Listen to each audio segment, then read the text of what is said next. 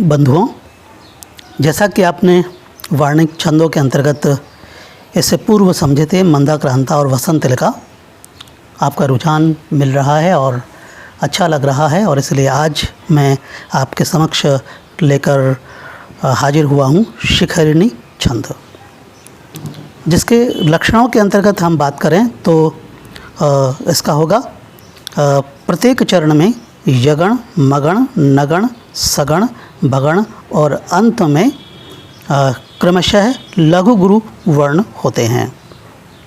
और इसकी इस पर जो यति होगी वो 6-11 वर्णों पर होगी, और इस तरह से आप वर्णों के उपरांत होगी, और इसके बाद 11 वर्णों के उपरांत इसमें यति होगी। और इसके अंतर्गत आप देखें तो जैसे मान लीजिए इसमें यगण, मगण, नगण, सगण और भगण है, और अंत में आपने ये देखा कि लघु गुरु वर्ण होते हैं। तो यदि पहला अभ्यास यदि आप देखें शिखरिणी छंद के अंतर्गत, जैसे एक शब्द है अनूठी आभा से, सरस सुषमा से, सुरस से, तो इसमें यदि आप वर्णों की यदि आप संख्या गिनें तो अ 1 है, नु 2 है, टी 3 है, भा 4 हैं, भा 5 है, से 6 है, स 7 है, र 8 है, स 9 है, सु 10 है, श 11 है, मा 12 है, स 13 है, सु 14 है, र 15 है, और स इसमें 16 है, और से इसमें 17 है। यानी आपने वर्णों की संख्या गिनी शिखरिणी छंद के अंतर्गत तो 17 है जो वर्ण हैं वे इसमें हुए। और गणों का निर्धारण यदि आप करें तो इसमें पहले में जैसे अनूठी, जैसे आपने देखा कि अनूठी जो शब्द है इसमें अ में लघु स्वर है, इसलिए अ, नूठी न पर बड़ी ऊ की मात्रा है तो इसमें गुरु, ठ पर बड़ी की मात्रा है तो इसमें लघु गुरु गुरु। फिर इसके बाद में मगण, चूँकि आभा जो शब्द है वो एक ही मतलब है, पर इसमें पूरे गण नहीं बन रहा, तो इसलिए आगे आभा से को भी हमने इसमें जोड़ लिया है। और आपने देखा कि आभा से में तीनों ही गुरु वर्ण हैं, मतलब गुरु स्वर है, तो गुरु स्वर होने के कारण इसमें जो गण बना वो मगण बना, यानी गुरु गुरु गुरु, मा तारा बना, तो इसमें आभा से। इसी तरह से सरस में आपने देखा कि तीनों में अ की ध्वनि है तो लघु लघु लघु है। सुषमा में यदि आप देखें तो सगण है तो स पर छोटे ऊ की मात्रा है, श में अ की ध्वनि है, मा पर जो है आके, इसलिए तो स ल गा, अगर मात्रा आप देखें सगण में स ल गा। तो इस तरह से इसके अंतर्गत जो है लघु लघु गुरु है। और जो आपने भगण में देखा तो भा न से, जिसका गण होता है भा न से, तो से में बड़े ए की मात्रा है तो गुरु है, स पर छोटे ऊ की मात्रा है तो इसलिए लघु है, और र में अ की ध्वनि है इसलिए भानस गुरु लघु लघु।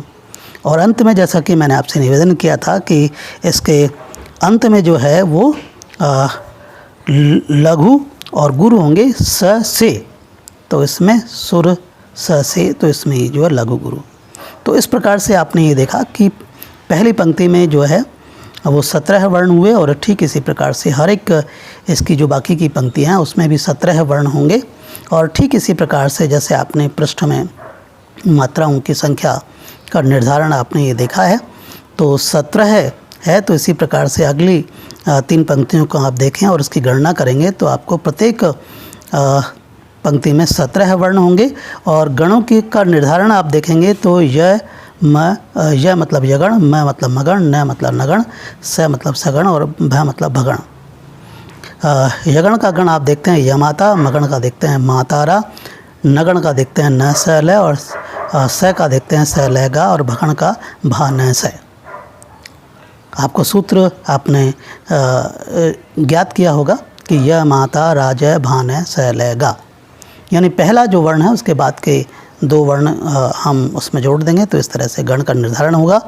जैसे आप देखें कि बना देती थी बहू गुणमयी भू विपिन को, निराले फूलों को विविध दल वाली अनुपमा, और जड़ी बूटी हो बहुफलवती थी विलसती थी। तो इस तरह से अगर आप गणों की संख्या देखेंगे तो हर एक पंक्ति में जो है वह यगण, मगण, नगण, सगण और भगण होगा और प्रत्येक पंक्ति में इसमें 17 वर्ण होंगे। तो इस प्रकार से जो है गणों का निर्धारण आपने देखा कि 17 वर्ण। इसी तरह से इसके अंतर्गत सवैया जो बहुत प्रकार के होते हैं और प्रत्येक चरण में 22 से लेकर के 26 वर्ण तक होते हैं। और गणों की दृष्टि में आप देखें सवैया मुख्यतः 3 प्रकार के माने जाते हैं, जिसमें केवल भगण से बना हुआ सवैया, भगण मतलब भाने से बना हुआ सवैया छंद होता है। सगण से बना हुआ छंद होता है, जैसे स ल गा से बना हुआ सवैया छंद होता है। और जगण से बना हुआ जो सवैया होता है यानी जय भान से बना हुआ सवैया छंद होता है। और प्रत्येक चरण में 22 वर्णों से लेकर के 26 वर्णों तक सवैया छंद का निर्धारण होता है। और इसी प्रकार से आप उदाहरण देखें तो मदिरा सवैया के अंतर्गत 22 वर्ण होते हैं। एक सवैयों में पहला हम देखें तो इसके अंतर्गत जो है 7 भगण और अंत में एक गुरु से जो है वो मदिरा सवैया बनता है। बहुत ही प्रसिद्ध उदाहरण इसके अंतर्गत आप देखें कि सिंधु तरयो उनको वनरा तुम पे धनु रेख गई न तरी। तो इस तरह से जो पंक्ति है इसका निर्धारण भी इसी तरह से किया गया कि यानी प्रत्येक चरण में 7 भगण हो गए।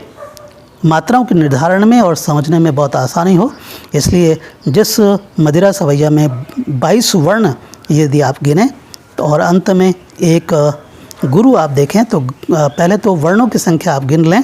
जैसे मान लीजिए सिंधु में स 1 धु 2 त 3 फिर यो चूँकि र आधा है इसलिए इसको नहीं गिनेंगे। यह जो में ओ की मात्रा है इसको 4 गिनेंगे। उ 5 है, न 6 है, को 7 है, ब 8 है और न 9 है और रा मतलब 10 है। तय पर ऊ की मात्रा है वो 11 मतलब 11 है। म 12 है, प 13 है, ध 14 है, नु 15 है और रे 16 है, ख 17 है, ग 18 है, ये 19 है और न 20 है, तय 21 है और री मतलब 22 है। तो इस तरह से आपने देखा कि जो है पूरी पंक्ति में 22 वर्ण है। यानी सिंधु तरयो उनको वनरा तुम पे धनु रेख गई न तरी। तो इस तरह से जो आपने वर्णों का अगर निर्धारण आप देखें तो सिंधु तय, जैसा कि मैंने आपसे पहले निवेदन किया था कि गण जो है वो 3 वर्णों से निर्धारित होता है। तो सिंधु जो शब्द है वो 2 वर्णों से बना है। तो इसलिए तरयो जो शब्द है उसका तय इसमें पहले जोड़ लिया है। तो इसलिए भाने से तो इसमें गुरु लघु लघु, फिर यो उन में गुरु लघु लघु, फिर कोबन में गुरु लघु लघु, फिर रातुम में गुरु लघु लघु, फिर पे धनु गुरु लघु लघु और फिर रेखा ग तो रे में एक ही ध्वनि है इसलिए गुरु लघु लघु और यी न तय गुरु लघु लघु और री अंत में एक गुरु है। तो इस प्रकार से जैसा आप गणों का निर्धारण कर रहे हैं उन शब्दों को अलग अलग 3 वर्णों में केवल गणों का निर्धारण करें और बाद के जो हैं अगर कोई बच जाता है तो उसको आगे वाले शब्द में ऐड कर दें। और यदि मान लीजिए केवल 2 हैं तो अगले वाला जो शब्द है उसका पहला वर्ण आप उसमें जोड़ सकते हैं। इसलिए इस प्रकार से गणों का निर्धारण होगा। समझने के लिए और सरल तरीके से आपने आज ये समझा है कि मदिरा सवैया के अंतर्गत 7 भगण और केवल अंत में एक गुरु है। और बाकी की 3 पंक्तियों में आप अभ्यास करें। जैसे बानर बांधत सो न बंध्यो उन वारिधि बांध के बाट करी, श्री रघुनाथ प्रताप की बात तुम्हें 10 कंठ न जान परी, तेलहु तूलहु पूंछ जरी न जरी, जरी लंक जराई जरी। तो आपने देखा कि हनुमान जी की यश कीर्ति इसके अंतर्गत है और जो पुरुषार्थ है वो उसमें दर्शाया भी गया है। और इस प्रकार से आपने मदिरा सवैया आपने समझा और आप स्वयं अभ्यास करें आपकी अभिव्यक्ति मुझे समय समय पर मिल रही है। फिर भी कोई यदि जिज्ञासा हो तो सादर आमंत्रित हैं। आप इसी प्रकार रुझान जो है व्यक्त करते रहें, मुझे अच्छा लगेगा और मैं आपको ये जानकारी समय समय पर देता रहूँगा। धन्यवाद।